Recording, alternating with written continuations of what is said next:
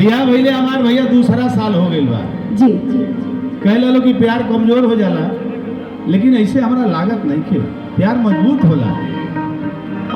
अब ओसे ना पूछो कि वो मतलब कितना संतुष्ट बा जगर बियाह नहीं के भइल। हमनी तो बहुत संतुष्ट है, खाली गीत के माध्यम बा और भाव बा। यहाँ देखा भैया सिलवट पर चूड़ी फोड़े वाला हम ये हई, लेकिन विश्व भोजपुरी सम्मेलन में लगा था चूड़ी से सिलवट फूट जाए, चूड़िया से सिलवट। हाँ कैसे फूटी था? कैसे आवा आई हमें ए राजा पहले नियन नहीं मानेला, तो अपना में हर के देर ले खजानेला, तो कमी भइल बा बोलो रोरा प्यार में, तच जाए कहो सिंगार के नानेला।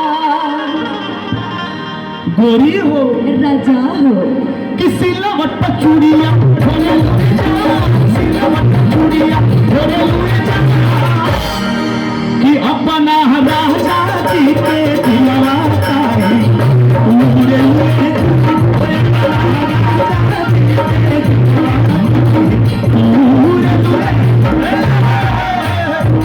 ऐसे गीत गौनाई ना होई। तनी हाथ उठा के पीछे वाले भैया सब लोग हाथ उठा के, सब लोग हाथ उठा के। मेहरारू जब परेशान कर दिले तो आदमी कैसे कहीं हो, कैसे कहीं हो और थप्पड़ी बजा के हमारे साथे गई हेलो भैया कि सीला भट्टा चूड़िया फोड़े लुए जा, चूड़िया फोड़े लुए जा, कि अपना राजा जी के दिलवा तारी उड़े लुए जा।